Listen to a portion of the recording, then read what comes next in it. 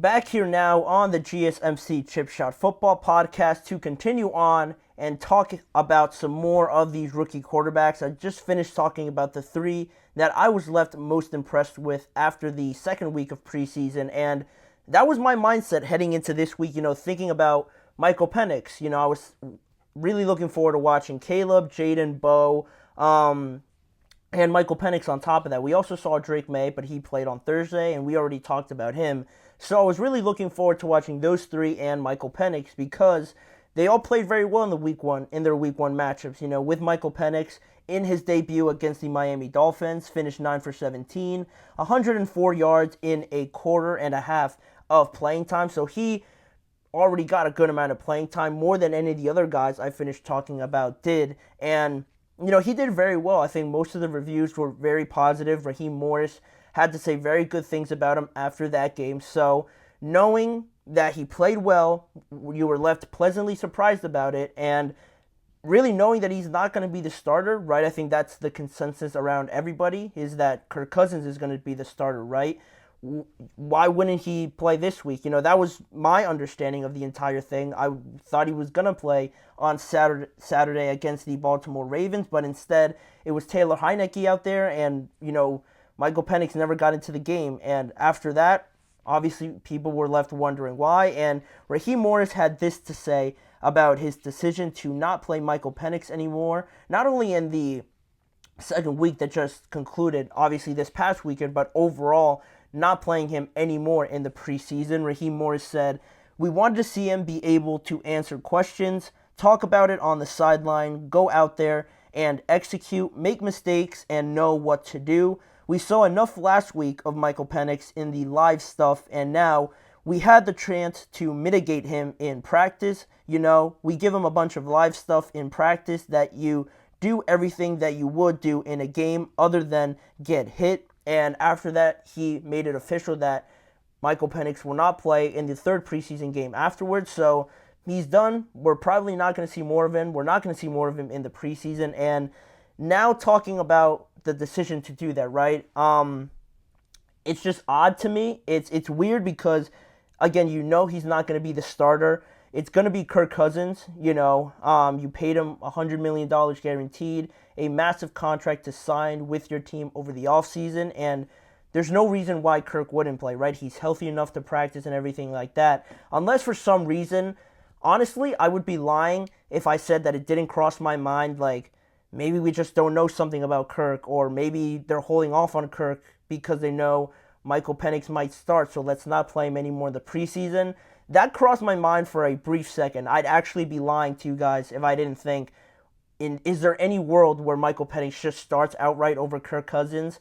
That thought did cross my mind when I saw this news, but then I just, kind of snapped myself back into it, and there's no way Kirk wouldn't play, at least in his first year. Unless there's something we don't know, he's hurt or something like that, that can't be a possibility. So I scratched that, and I'm just left wondering why they decided to do this. This is presumably your future after Kirk, so you'd think a season or two with Kirk, seeing how he develops, or just seeing how he goes about his business, if he stays at an even level, a level that you still consider him your starter, or if he starts to decline at the end of this year, maybe after year two or something like that, you're still left, looking pretty decent at the quarterback position because you have Michael Penix. And with how impressed they were, clearly, like Raheem Morris says, and just after last week, you feel pretty good about this guy being your starter, kind of validating why you drafted him, right? But, again, the level that you jump into towards the NFL from college, no matter how old you may be, a 24-year-old rookie or a 21-year-old rookie, that adjustment that you have to make from college to the NFL is still a pretty significant one. So, to me, if I'm the Atlanta Falcons, if I'm Raheem Morris, great. He played very well in his first season, but how much can he, learn from it, get better from it, and go out there and do it again? That's a big thing that I feel like a lot of coaches and a lot of just players say, a lot just in the NFL is, let's stack them. Let's stack the wins, let's stack performances, and let's keep this a consistent thing, not just an anomaly that happens once or so every few games. That's something that I would have loved to see from Michael Penix, just because relating it back to the other rookie quarterbacks, I talked about Caleb, faced a different defense, they do different things. You make them available to different looks on the defensive side of the ball with different wrinkles that defensive coordinators have.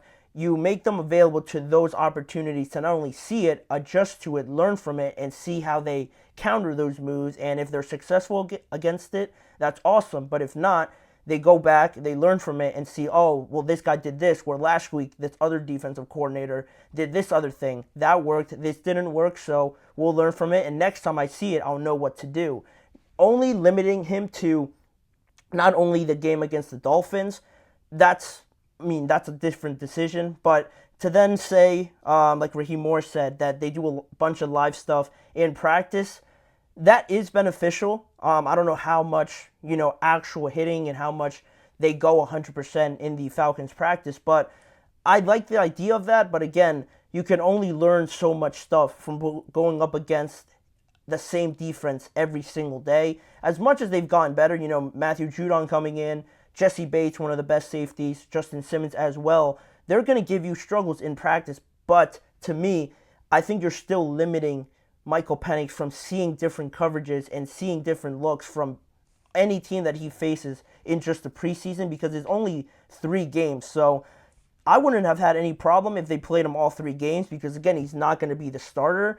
Taking this approach is something you would do if Michael Penix was starting, kind of, agreeing with my position before, crossing my mind that maybe Michael Penix is going to start. It's not going to happen, but this sort of strategy you've taken with Michael Penix is something you do with your starter. You throw him out there for about a quarter and a half, maybe an entire, 3 quarters or something like that, because he's not going to play in the other 2 preseason games. He's going to be your starter, so you don't really need to see him out there. But when you're talking about a rookie making that transition, and also the fact that he's just going to most likely sit on the bench according to this plan that you've laid out from the beginning, since you drafted Michael, since you brought in Kirk Cousins, you always said that this was going to be the future. Once Kirk wasn't ready or wasn't able to be at starter level, you were going to go to Michael Penix. So the fact that that was the plan and that you had this opportunity to play him all 3 games,